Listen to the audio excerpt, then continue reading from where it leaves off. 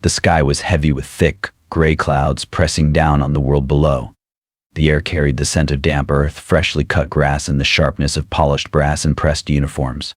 Rows of military personnel stood in formation, their faces somber. Civilians clutched small tissues, dabbing at eyes that had long since run dry from days of grief. The funeral was held at Arlington National Cemetery, a place of reverence where soldiers are laid to rest with full honors.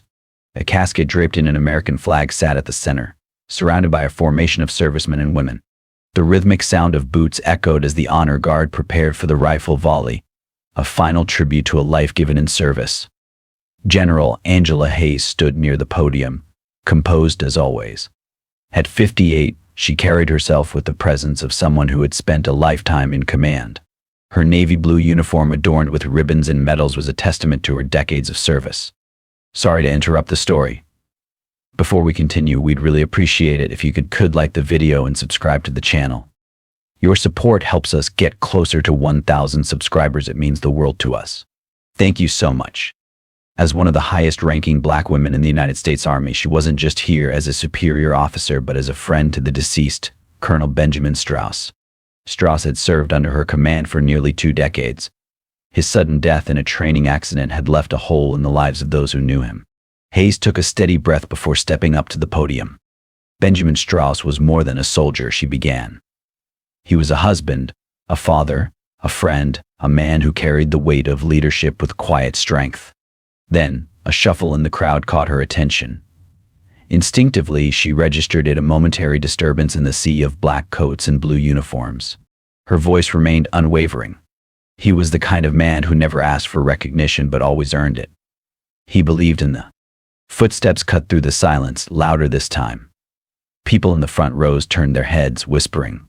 A few officers stiffened, their hands moving toward their belts. Then a voice, low but audible, muttered through the air, "She doesn't belong here." Hayes stopped for a second, letting her eyes drift up, scanning the crowd. That's when she saw Officer Robert Dawson, a police sergeant from Fairfax County, standing a few rows back.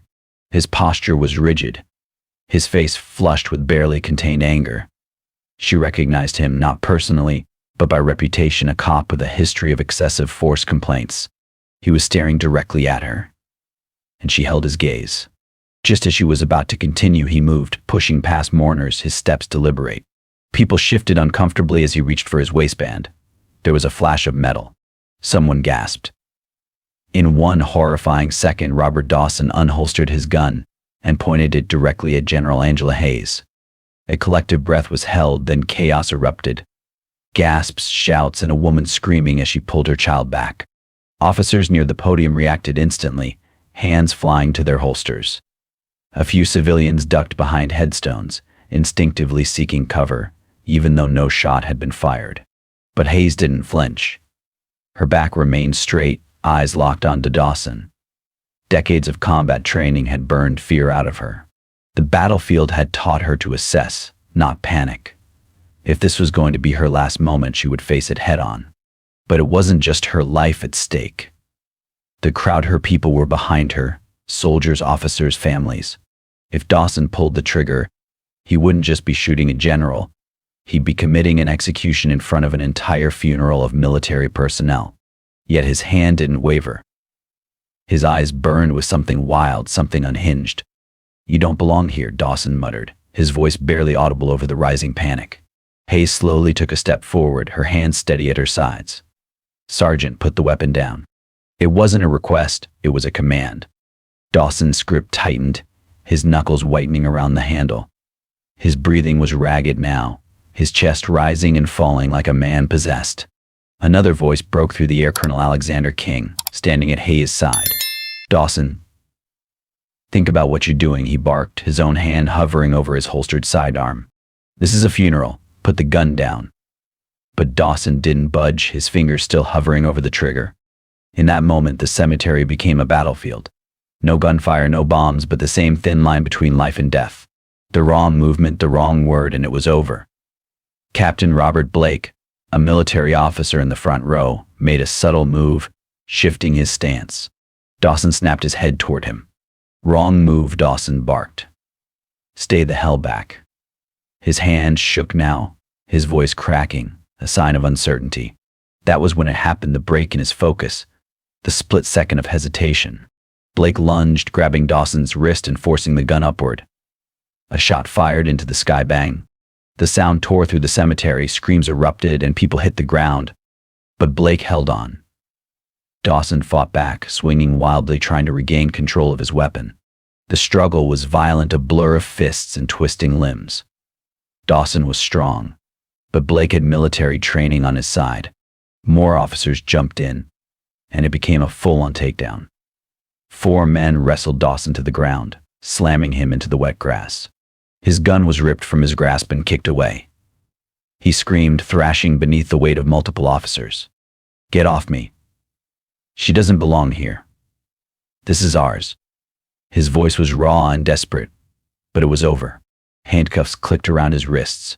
Someone pressed a knee into his back, securing him. Officers and soldiers pulled themselves up, breathing hard. And General Hayes. She was still standing. The gunshot had torn through the funeral silence, but she hadn't moved, hadn't looked away. For a long moment she simply stared at Dawson as he thrashed on the ground, ranting like a man unhinged. Then she turned, stepping back toward the podium.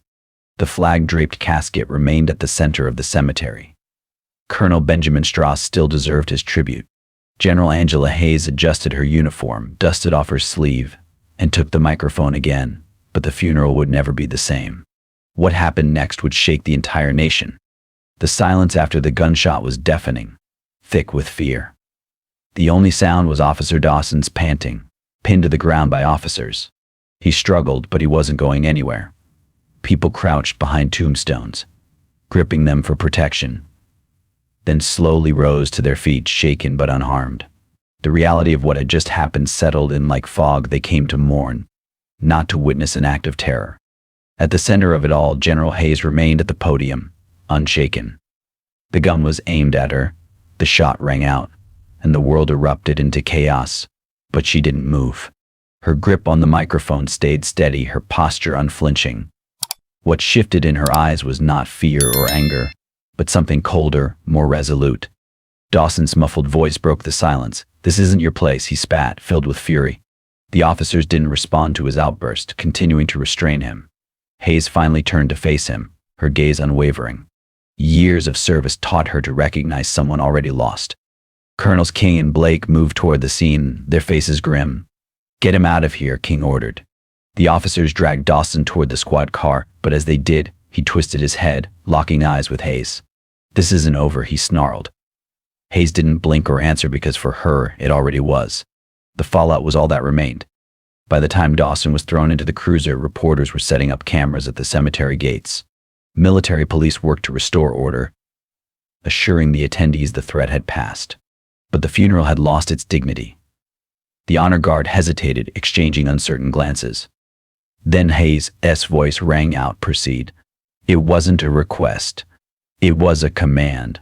The soldiers resumed position, rifles raised, and 3 sharp volleys of gunfire pierced the sky, reclaiming the silence Dawson had tried to steal. This funeral wasn't just about Colonel Strauss anymore. It was about everything that had happened that day, and the entire country was about to hear about it. By nightfall, the story was everywhere. Officer Robert Dawson arrested for pointing a gun at a military general during a funeral. Cable news ran the footage nonstop. His history surfaced quickly. Robert Dawson, 43 years old, a cop with a long history of complaints. A 15-year veteran of the Fairfax County Police Department, Officer Dawson was decorated for bravery on paper, but deeper investigation revealed a history of complaints, excessive force, racial profiling, and disappearing body cam footage. Despite this, he faced no real consequences. Internal reviews, paid leave, and quietly closed cases until now. The public outcry was immediate, with military officials, civil rights groups, and law enforcement demanding justice. Within a week, Dawson was indicted on multiple charges, including attempted murder, aggravated assault, terroristic threats, and hate crime enhancements. The prosecution argued that Dawson wasn't just a cop with a gun. He was a man in uniform who abused his power, motivated by prejudice, and tried to execute a military general in broad daylight. The trial attracted nationwide attention. The courtroom was filled with military officers, veterans, activists, and the media, all watching as the prosecution laid out its case. The opening statement was brutal. Dawson used his authority to try to take the life of a woman who dedicated her life to the country. Witnesses included funeral attendees, grieving families, young cadets, and Colonel Alexander King, who recalled, "If we hadn't acted fast, General Hayes would be dead." Captain Robert Blake, who tackled Dawson, described the officer's determination as the most frightening part. The prosecution played the footage from the funeral, freezing the moment Dawson aimed his weapon, and presented his disciplinary record, showing years of ignored complaints. Dawson's defense team tried to downplay it, blaming stress, but the evidence was overwhelming. The final blow was his own words from the interrogation tape: "She doesn't belong here, not in that uniform, not in that position." When the verdict came, history was made.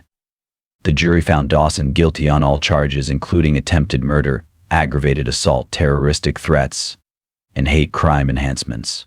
The courtroom erupted with whispers and sighs of relief.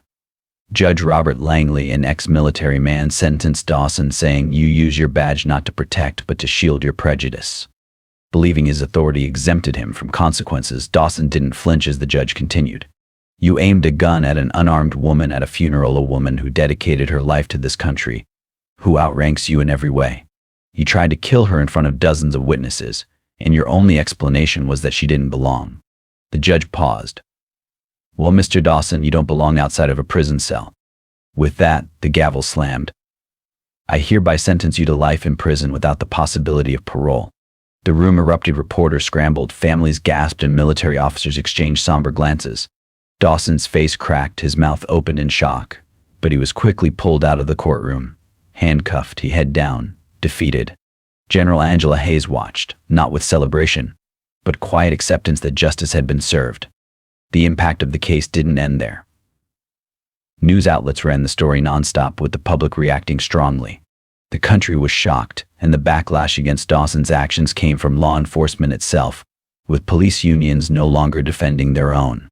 Statements condemning his actions came from the Fairfax County Police Department, other police departments, and even politicians, with a bipartisan bill proposing stricter background checks and penalties for racial bias in law enforcement.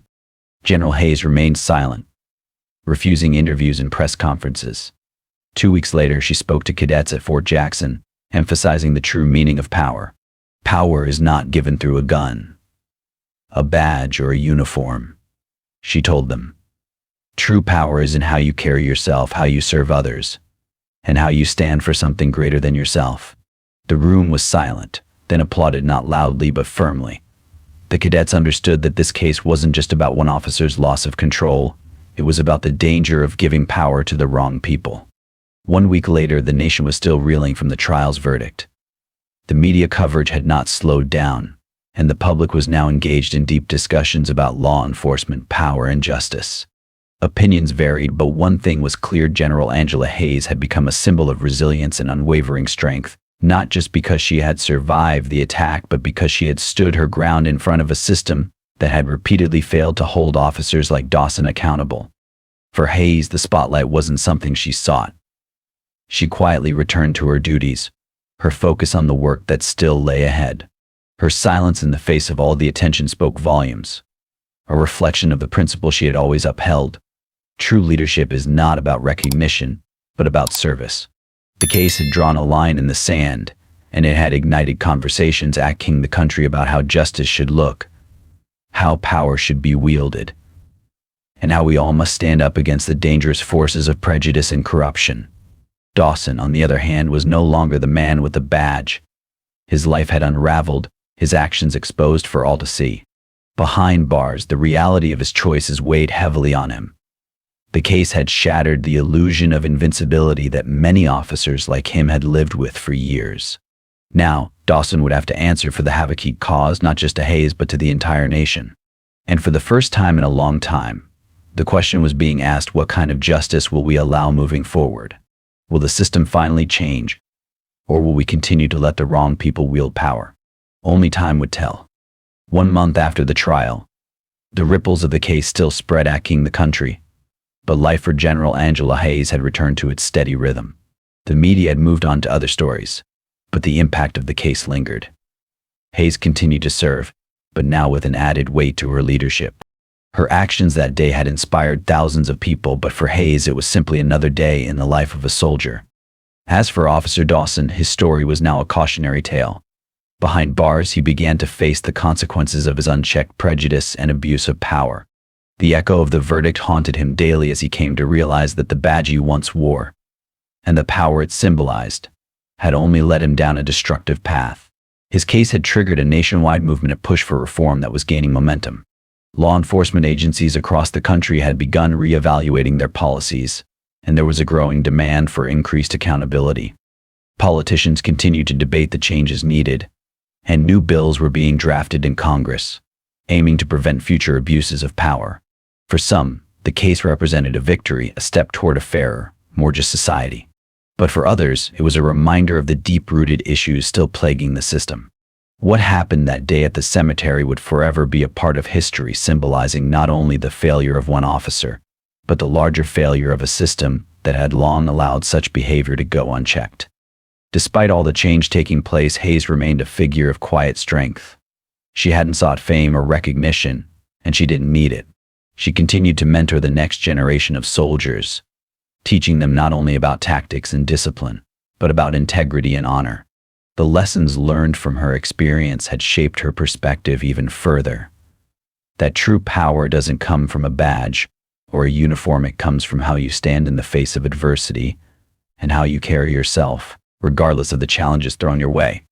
The country was still healing, still grappling with the weight of that day's events, but one thing was clear: justice, when fought for, could prevail. And in the end, it wasn't just about the case, it was about the change it sparked, the conversations it started, and the commitment to creating a system where accountability was no longer optional. A year has passed since the incident at Arlington Cemetery that shocked the entire country. The psychological scars on both society and individuals are not fully healed yet, but at least part of justice has been served. The general, who faced death right before her eyes while performing a solemn ritual, is now not only a symbol of resilience but also a representative of an ongoing battle to protect noble values. This event has left deep echoes, not just in the hearts of those who attended the ceremony, but throughout the police force and military. After the trial concluded, internal reforms within law enforcement began to be implemented, with stronger policies to prevent racial profiling and abuse of power. Civil rights organizations and the military continued to collaborate to ensure the lessons from this event would not be forgotten, and that all citizens would be treated fairly, regardless of skin color. As for the protagonist, even though she has overcome the storm, the impacts of that day still linger.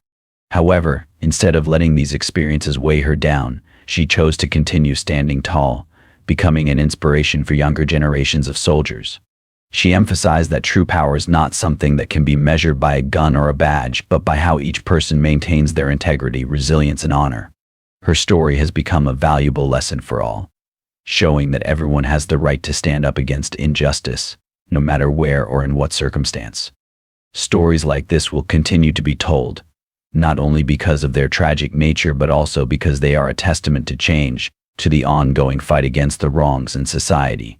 And one day, perhaps not too far away, true justice will be elevated, and racial discrimination will no longer exist in this society. From this story, we learn that power is not a tool to manipulate and control others. True power lies in standing up for justice, facing injustice, and acting rightly. This story is not just about a personal struggle, but it conveys the message about the power of unity and acting for a common goal. Hopefully, this story will make each of us reflect on our own actions in life and in our work. We invite you to share your thoughts on this story. How long do you think racial profiling in law enforcement will last? What can we do to encourage change in society to ensure that everyone, regardless of skin color or background, is treated fairly? Please leave your thoughts in the comments below this video. Note: this story is entirely fictional and created for the purpose of raising awareness. It highlights issues of responsibility, justice, and the importance of treating everyone with respect and dignity. We firmly oppose violence, prejudice, and injustice in all forms. Viewer discretion is advised.